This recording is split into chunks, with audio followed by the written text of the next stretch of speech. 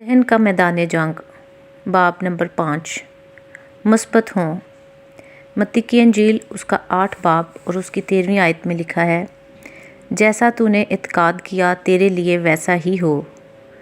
مثبت ذہن مثبت زندگیاں پیدا کرتے ہیں، منفی ذہن منفی زندگیاں پیدا کرتے ہیں۔ مثبت ذہن ہمیشہ ایمان اور امید سے بھرے رہتے ہیں، منفی ذہن ہمیشہ خوف اور شک سے بھرے رہتے ہیں۔ کچھ لوگ امید رکھنے سے ڈرتے ہیں کیونکہ وہ زندگی میں بہت دکھ اٹھا چکے ہوتے ہیں۔ انہوں نے اتنی مایوسیاں دیکھی ہوتی ہیں کہ انہیں لگتا ہے کہ وہ ایک اور کا درد برداشت نہیں کر پائیں گے، لہٰذا وہ امید رکھنے سے انکار کر دیتے ہیں تاکہ مایوس ہی نہ ہوں۔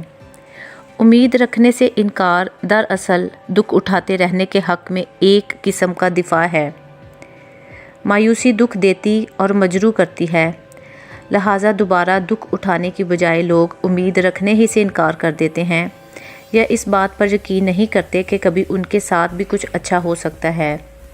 اس طرح کا رویہ ایک منفی طرز زندگی کی بنیاد رکھتا ہے۔ ہر چیز منفی ہو جاتی ہے کیونکہ خیالات منفی ہیں۔ امثال کی کتاب اس کا 23واں باب اور 7ویں آیت یاد رکھیں، جیسے اس کے دل کے اندیشے ہیں وہ ویسا ہی ہے۔ کئی سال پہلے میں ایک نہایت منفی شخصیت تھی۔ میں ہمیشہ کہتی تھی کہ اگر میں نے 2 مثبت باتیں آگے پیچھے سوچ لیں تو میرے دماغ میں درد اٹھنے لگے گا۔ میرا فلسفہ کچھ یوں تھا، اگر آپ اچھی باتوں کی توقع نہیں رکھو گے تو اگر وہ واقعہ نہیں بھی ہوں گی تو آپ کو مایوس نہیں ہونا پڑے گا۔ میں نے زندگی میں بہت سی مایوسیاں دیکھی تھیں، بہت سی تباہ کن چیزیں میری زندگی میں آئیں کہ اب میں اس بات پر یقین کرنے سے ڈرتی تھی کہ میرے ساتھ کچھ اچھا بھی ہو سکتا ہے۔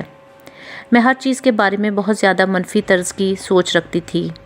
چونکہ میرے خیالات بالکل منفی تھے، لہٰذا میری باتیں بھی منفی ہوتیں اور اسی لیے میری زندگی بھی منفی رہتی۔ جب میں نے واقعی خدا کا کلام پڑھنا اور اپنے کو بحال کرنے کے لیے خدا پر بھروسہ کرنا شروع کیا تو جن چیزوں کا مجھے سب سے پہلے احساس ہوا ان میں سے ایک یہ تھی کہ میرا منفی سوچ کو پسند کرنے کا اختتام آ گیا ہے۔ متی کی انجیل اس کا 8واں باب اور 13ویں آیت میں یسوع بتاتا ہے کہ جیسا ہم اعتقاد رکھتے ہیں ہمارے لیے ویسا ہی ہوگا۔ لکھا ہے، جیسا تو نے اعتقاد کیا تیرے لیے ویسا ہی ہو۔ میں جو کچھ ایمان رکھتی تھی وہ سب منفی تھا، لہٰذا یہ واضح تھا کہ اتنی ہی زیادہ منفی چیزیں میرے ساتھ واقع ہو رہی ہیں۔ اس کا ہرگز مطلب نہیں کہ میں اور آپ صرف سوچنے سے سب کچھ حاصل کر سکتے ہیں۔ خدا ہم میں سے ہر ایک کے لیے ایک کامل منصوبہ رکھتا ہے اور ہم اس منصوبے کو اپنی سوچوں اور باتوں سے کنٹرول نہیں کر سکتے، لیکن ہمیں اس کی مرضی اور ہمارے لیے اس کے منصوبے کے مطابق سوچنا اور بولنا ہے۔ اگر آپ کو نہیں معلوم کہ اس لمحہ پر خدا کی مرضی آپ کے لیے کیا ہے تو کم از کم آپ یہ سوچنے سے آغاز کر سکتے ہیں، ٹھیک ہے مجھے خدا کا منصوبہ نہیں پتہ، لیکن میں یہ جانتا ہوں کہ وہ مجھ سے محبت رکھتا ہے اور وہ جو کچھ بھی کرے گا اچھا ہوگا اور مجھے برکت ملے گی۔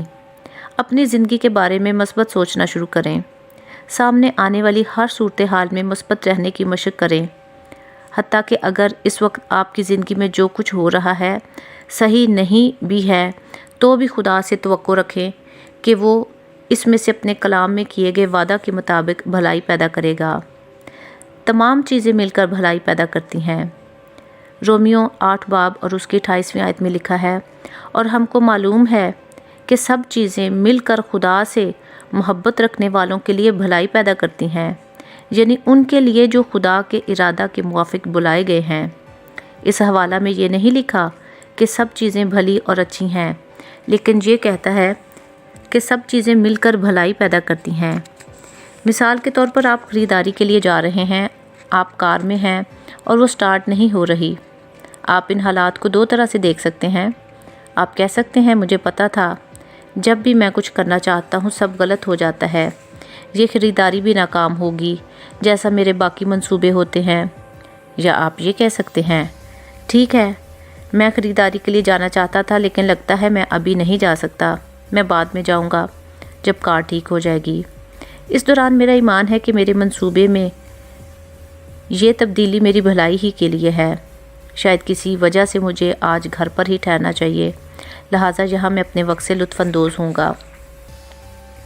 رومیو 12واں باب اور اس کی 6 آیت میں پولس رسول بتاتا ہے ہمیں لوگوں اور چیزوں کے ساتھ تیزی سے مطابقت پیدا کرنی چاہیے۔ مطلب یہ ہے کہ ہمیں ایسا شخص ہونا چاہیے جو منصوبہ سازی کرے، لیکن اگر منصوبہ کامیاب نہ ہو تو ٹوٹ کر بکھر نہ جائے۔ حال ہی میں مجھے اس اصول کو کام میں لانے کا بہترین موقع ملا۔ ڈیو اور میں لیکورتھ فلوریڈا میں تھے۔ ہم 3 دن سے خدمت کر رہے تھے اور اس وقت گھر جانے کے لیے ایئرپورٹ جانے کی تیاری کر رہے تھے۔ میں نے سوچا کہ پینٹ اور شرٹ اور بغیر ہیل کے جوتے پہنوں گی تاکہ واپسی کے سفر میں آرام دہ حالت میں ہوں۔ میں نے تیار ہونا شروع کیا، لیکن پتہ چلا کہ میری پینٹ نہیں مل رہی۔ میں نے ساری جگہ تلاش کی اور پتہ چلا کہ الماری کی تہہ میں ہے۔ اصل میں وہ ہینگر سے پھسل گئی تھی اور بری طرح شکن آلودہ تھی۔ میں نے ایک چھوٹی استری ساتھ رکھی، لہٰذا اس کی شکنیں دور کرنے کی کوشش کی اور اسے پہنا، لیکن وہ ابھی بھی ٹھیک نہیں لگ رہی تھی۔ اب میرے پاس ایک ہی راستہ رہ گیا تھا کہ میں دوسرا لباس پہنوں جس کے ساتھ اونچی ہیل پہننا پڑنی تھی۔ اس صورتحال میں مجھے اپنے جذبات میں تناؤ محسوس ہونے لگا۔ آپ نے دیکھا کہ جب جو چاہتے ہیں وہ نہیں ملتا تو آپ کے جذبات مشتعل ہونے لگتے ہیں اور ہمیں خود ترسی اور منفی رویے کی طرف لے جاتے ہیں۔ مجھے فوراً احساس ہوا کہ مجھے انتخاب کرنا ہے۔ میں مشتعل ہو سکتی تھی کہ جیسا میں نے چاہا تھا ویسے نہیں ہو رہا، یا پھر اپنے آپ اس صورتحال کے مطابق ڈھال کر گھر واپسی کے سفر سے لطف اندوز ہو سکتی تھی۔ ایک ایسا شخص جو بے حد مثبت ہو وہ بھی ہر وقت جیسا چاہتا ہے ویسا ہی نہیں ہوتا، لیکن مثبت شخص آگے بڑھتا اور فیصلہ کرتا ہے کہ جو بھی ہو وہ لطف اندوز ہوگا، لیکن منفی شخص کبھی بھی کسی چیز سے لطف اندوز نہیں ہوتا۔ منفی شخص کی زندگی میں کوئی مزہ نہیں، وہ ہر کام کے لیے ایک اداسی اور غمی کا تاثر لیے ہوتا ہے۔ اس کے ارد گرد آپ ایک بوجھ سا محسوس کرتے ہیں۔ وہ شکایت کرنے والا، بڑبڑانے والا اور غلطیاں تلاش کرنے والا شخص ہے۔ چاہے چیزیں کتنی ہی اچھی کیوں نہ رہی ہوں، وہ ہمیشہ کسی ممکنہ مسئلے کی نشاندہی کرے گا۔ جب میں انتہائی منفی حالت کے دنوں میں تھی تو جب کبھی بھی کسی نئے راستہ شدہ گھر میں داخل ہوتی اور بجائے اس کے خوبصورت ماحول اور سجاوٹ کی تعریف کرتی، دیوار کے چھوٹے سے اکھڑے پینٹ یا کھڑکی پر جمی ہوئی گوند یا میل کی طرف نشاندہی کرتی۔ لیکن اب میں بہت خوشی محسوس کرتی ہوں کہ یسوع نے مجھے آزاد کیا ہے کہ زندگی کی اچھی چیزوں سے لطف اندوز ہو سکوں۔ میں یہ ایمان رکھنے کے لیے آزاد ہوں کہ خدا پر ایمان اور امید سے بری چیزوں سے بھی بھلائی پیدا ہو سکتی ہے۔ اگر آپ ایک منفی شخص ہیں تو اپنے آپ کو مجرم نہ ٹھہرائیں۔ مجرم ٹھہرانا منفی ہے۔ میں یہ باتیں آپ کو اس لیے بتا رہی ہوں تاکہ آپ اپنے منفی ہونے کے مسئلے کو پہچان سکیں اور خدا پر بھروسہ کرنا شروع کریں تاکہ وہ آپ کو بحال کر سکے، اور اس لیے تاکہ آپ منفی ہونے کے بارے میں منفی رویہ اختیار نہ کریں۔ آزادی کی طرف راستے کا آغاز اس وقت ہوتا ہے جب ہم مسئلے کا سامنا یہ سوچے بغیر کرتے ہیں کہ اس کی وجہ کیا تھی۔ مجھے یقین ہے کہ اگر آپ ایک منفی شخص ہیں تو اس کی وجوہات ہوں گی، کیونکہ ہمیشہ اس کی وجوہات ہوتی ہیں، لیکن یاد رکھیں بطور مسیحی بائبل مقدس کے مطابق اب آپ ایک نیا شخص ہیں، ایک نیا دن۔ اس لیے اگر کوئی مسیح میں ہے تو وہ نیا مخلوق ہے، پرانی چیزیں جاتی رہیں، دیکھو وہ نئی ہو گئیں۔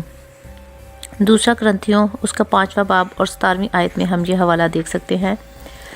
نئی مخلوق کے طور پر آپ کو پرانی چیزوں کو جو واقع ہوئی اجازت نہیں دینا کہ وہ مسیح میں آپ کی نئی زندگی کو متاثر کریں۔ آپ مسیح میں نئی زندگی کے ساتھ نئی مخلوق ہیں۔ آپ خدا کے کلام کے مطابق اپنا نیا ذہن حاصل کر سکتے ہیں کہ آپ کے ساتھ اچھی چیزیں واقع ہو رہی ہیں۔ خوش ہوں، یہ نیا دن ہے۔ آمین۔